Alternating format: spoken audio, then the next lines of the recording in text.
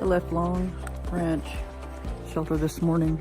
Now I'm at Rock Gap. I'm just gonna go ahead and stay here tonight. We had a pretty bad storm last night. It was kind of creepy with all the way the wind whipped through the trees and stuff, in the rain. So I got here a little bit early, drying out my stuff, and I think I'm just gonna stay here tonight and get out, go into town. There's Rock Gap, right? Actually, I can hear the road from here. I'm going to take a shuttle into Franklin and get cleaned up and take a shower, recharge my batteries, and get caught up on my videos. What's going on?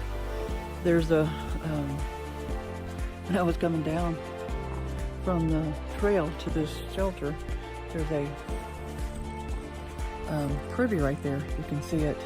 You can see the toilet from the trail. So I don't know if I'll be using that or not. I don't know. Really kind of pretty right here.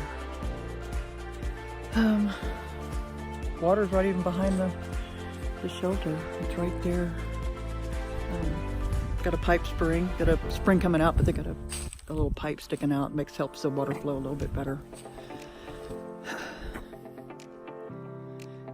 I had so much I wanted to say on this video, but I can't think of it right now. There's another guy that's here. He's going to camp too. I'm glad, because I didn't want to be the only one here. It's still kind of early. It's like 2:30ish, but I suspect other people will be coming. A lot of people ended up going into town today because of the weather, and it's supposed to go down to 25 tonight. So I've already snagged my place in the shelter. I hate staying in the shelter, but it's sure a lot easier to get up and get out when there's no, you don't have to pack everything up. I did have to pack up my wet tent this morning. I just got through drying it out and sweeping it off, and my sleeping bag got just a little bit wet because I was on a slope, and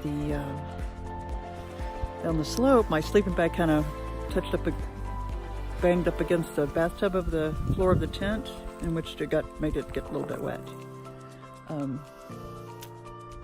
That's about it. I'm gonna stay at Baltimore Jack's. It's kind of a cool place. I've heard a lot of good reviews on it and read a lot of good reviews. It's not too bad. Hopefully I get a private room or a bunk. I don't care. I'd rather have a private room, but that way I can chill and decompress. I think that's about it. The shelter is in the background. I think I can show you right back there. That's the shelter. Kind of a really small shelter. Maybe more later. Okay. Going over Albert Mountain was pretty cool yesterday. I didn't realize it was going to be a rock scramble. I actually had to crawl over some of those rocks. Like put my walking sticks ahead of me and crawl over the rocks. It was pretty scary a little bit, but it worked out pretty good. It took me a while, but I told everybody past me that I was slow. I was trying to find my footing. Yeah, I want to make sure I don't fall. About half the people I started with are already off the trail with injuries, and the other half is ahead of me. So I've kind of taken a middle, kind of feel like I'm in the middle, and then I've been taking it kind of slow. I didn't do very many miles today, but I'll catch up. But I feel pretty good. My body's not sore. My little toe's still a little bit tender, but not a big deal. But my body's fine. I know that when I've tried to push myself the other day, I tried to go 12 miles, but that was just too much right now. But I'll slowly get up to 12 miles. I was told that by the time I get to Virginia, I'll be doing 15-20 miles, which is not very long from now. I think I finally figured out my pace. I can actually go up these mountains without stopping the pace that I'm going at now, which is really good. I can go up without getting out of breath and without stopping. So I really enjoy taking it slow, because I get a chance to see, the things around me, and talk to the people that I meet.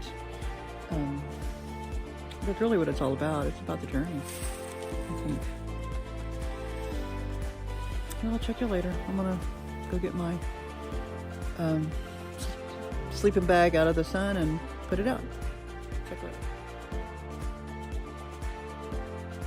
this is where I want to sleep tonight, I think. Yeah, I'm going to stay here. So it's Rock Gap Shelter.